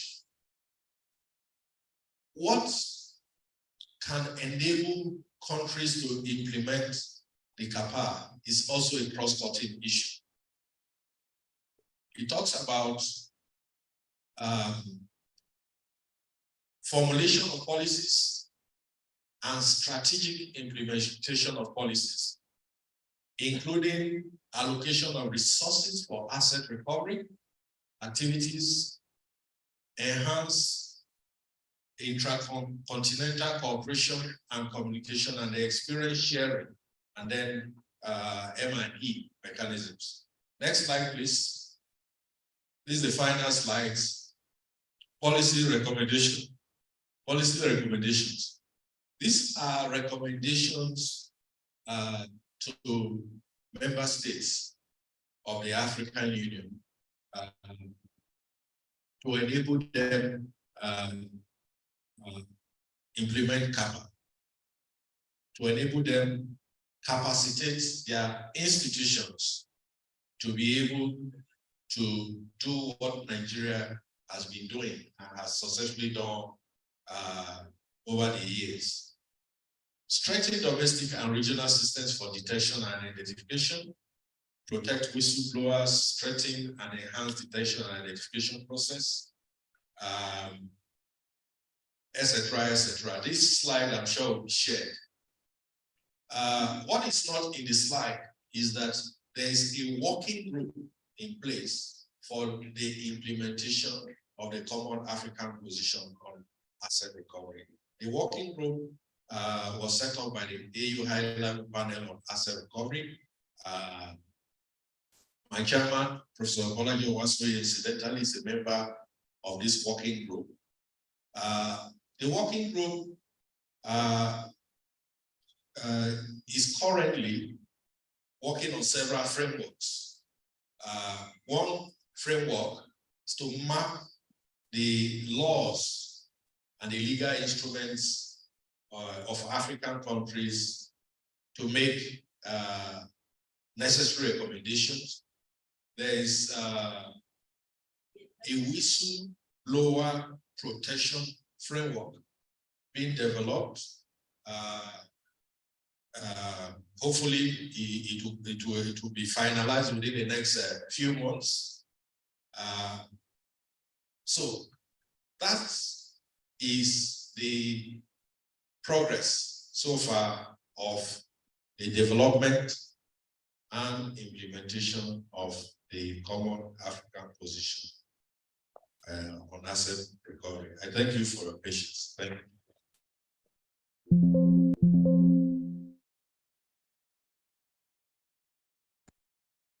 Thank you, Dr. Maja, for now. Yes. Thank you, Dr. Maja, for that wonderful presentation. What Nigeria has done so far, and the next steps, because this looks like a new initiative.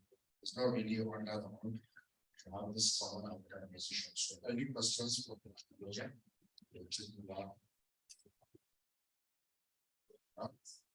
Okay, so I want to assume everybody has some questions.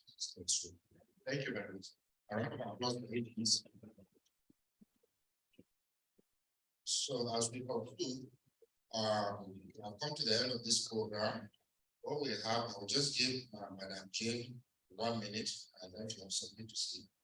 Yes, then we are like to actually have a communique ready.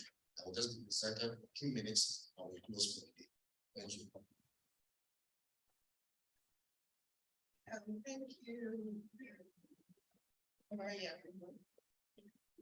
You recall that we had on the agenda a message from the executive secretary of the African Union Advisory Board Committee, and they have actually extended their apologies for their inability to join the meeting because of technical challenges that they've had. However, they have requested that we pass across the message of the board on behalf of the African Union Advisory Board Against Corruption. So I will just quickly read briefly through the message that they have for us, for which the executive secretary of the AUABC, Mrs. Charity Nchimunya, have delivered to us today. So I'm just a messenger here delivering their message, and it reads thus. The African Union Convention on Preventing and Combating Corruption, the AUCPCC, was adopted on the 11th of July 2003, and therefore today marks 20 years since its adoption. This convention was developed to encourage and assist member states on the continent to fight corruption and to promote good governance. The theme for this year is AUCPCC, 20 years after, achievements and prospects. This momentous occasion provides stakeholders across the continent from various sectors, including the state and non-state actors, not only an important platform to highlight the gains made or successes achieved, but critically to also consider the debilitating effects of corruption on economic growth and development of the 55 countries of our continent. And we ought to do much better 20 years on. This year's commemoration therefore provides us with a unique opportunity for deep sober reflection, learning, re-energizing, and action. The AU Advisory Board Against Corruption therefore takes this opportunity to encourage all stakeholders in the anti-corruption space across the continent of Africa to use the occasion and subsequent weeks and months till the end of 2023 to organize events that consider the progress made and challenges faced, and focus on the prospects of what new strategies need to be deployed for accelerated and substantive results relating to minimizing corruption on the continent over the next 2 decades. It is important to note that 48 African countries have so far ratified the AUCPCC and therefore subscribed to it.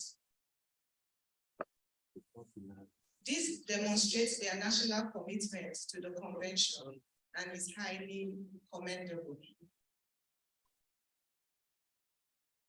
We large, it goes on to say, we encourage the remaining 7 countries to take urgent steps and actions to ratify and domesticate the convention What largely remains is the full domestication of all aspects or relevant articles in the convention by providing local legislation and policies that cover all the key articles of the convention, including criminalizing activities such as illicit enrichment, diversion of state property, gift taking, and having laws that cover asset declaration, witness protection, anti-money laundering, bribery, political party financing, and more. The AUABC therefore calls on state parties that have ratified the convention as a matter of urgency to speed up processing to enact legislation that will bring their countries into full compliance with the convention. And we pledge our support to extending the necessary technical assistance where required to make this happen in the best interest of the African continent. We use this occasion to call on all stakeholders to recommit themselves to the fight against corruption. And we emphasize that by working together, we can win this fight. And this includes citizens, civil society organizations, media, private sector, government, and more. There can be no surrender. We appeal to African governments to display stronger political resolve and to allocate adequate funding to bolster the effectiveness of their various national anti-corruption agencies. We also encourage stakeholders within the continent and national space to seek greater collaboration and use partnership frameworks to expand their scope of outreach and impact, aligning with the 20th year celebration. The AUABC takes this opportunity to emphasize that corruption remains a reality and to encourage all of us to reinforce our cultural values that prohibit corrupt conduct of all forms. We are convinced that African countries can research and look up to African indigenous models of success and use locally appropriate strategies and solutions to tackle and overcome corruption more effectively. We are certain that if we employ research and evidence-based approaches in crafting the strategies that define our anti-corruption activities for the next 2 decades, we will achieve greater success for our continent and for our people. God bless Africa. This is the message from the board. Thank you.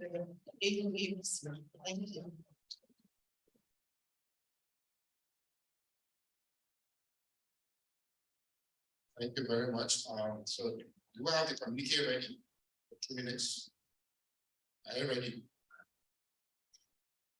Okay, may I invite Mr. Godwin of Bennett to read out the communique, and your time starts now.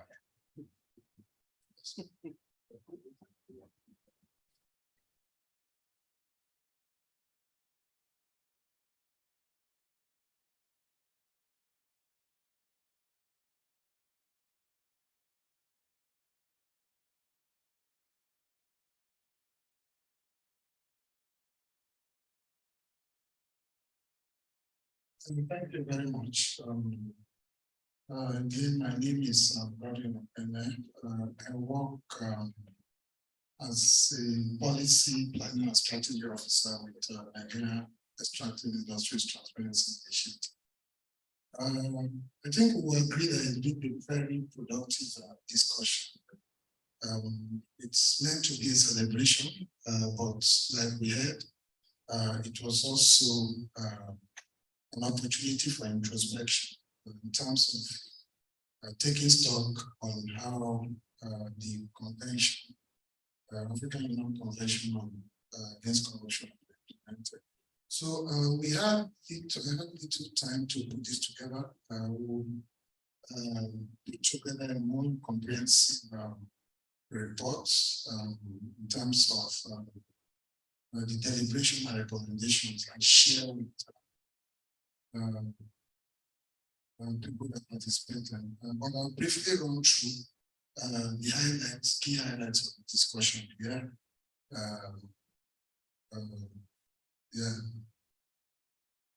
In terms of the background, the team for this event. We learned that it's a celebration of 20 years of the adoption of the Anti-Corruption Convention. We also told that the EU Convention is more or less the continental roadmap against corruption.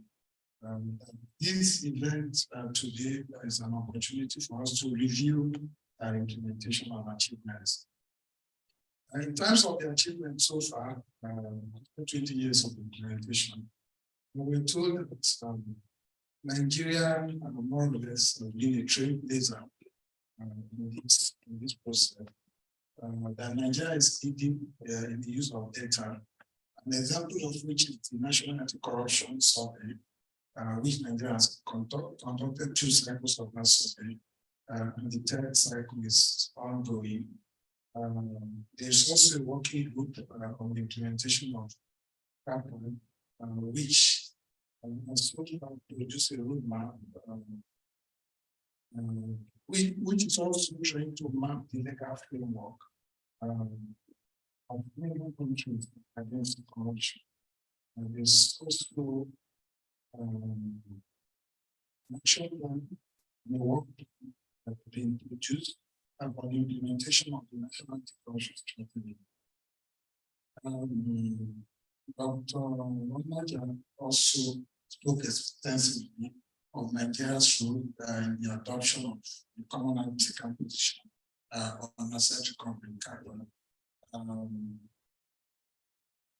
which is a key instrument for implementing FGG 15. So in terms of recommendations, one of the recommendations is that there's room for improvement with the review mechanism for the African Convention against corruption. On the implementation of CAPA, there is need to focus on cross-cutting issues, which include tracing and detection, issues of inclusion, implementation enablers, such as formulation and implementation of asset and recovery policies. We also, one of the recommendations was also that there is need for us to look inward to design homemade remedies against corruption, given the peculiarities of corruption, some of the corruption issues of the continent. There's also a need for collaboration and synergy between the UNCAC review process and the African Union Convention review process. There's need to strengthen regional systems for fighting corruption. There's need to protect whistleblowers and strengthen existing corruption institutions. There's also need to ensure inclusion at domestic, national, and international levels of all strata of society. So these are some of the key highlights of this event. Like I said, there will be a more comprehensive report, which will be shared with all participants at this program. Thank you very much.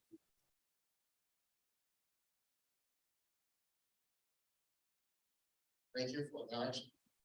At this juncture, I think we'll come to the end of this program. But before we conclude, we have to recognize the presence of rural public service reforms from the secretariat, ably represented as is director in the standard for the mission. Thank you. So we would like to thank further organizations for this program, basically the members of the IATT, Central Bank of Nigeria, Federal Ministry of Justice, the NFIU, the EFCC, NAPTIP, FIRS, the DLA, ICPC, National Human Rights Commission, the Nigerian Police Force, the Federal Ministry of Finance, the Bureau of Public Procurement, the Public Complaints Commission, Fiscal Responsibility Commission, and the Nigerian Judicial Council. Also, we have Ministry of Foreign Affairs. We thank everyone for coming, and we hope it was worth your time, and we hope to invite you for our next program. Thank you, and God bless.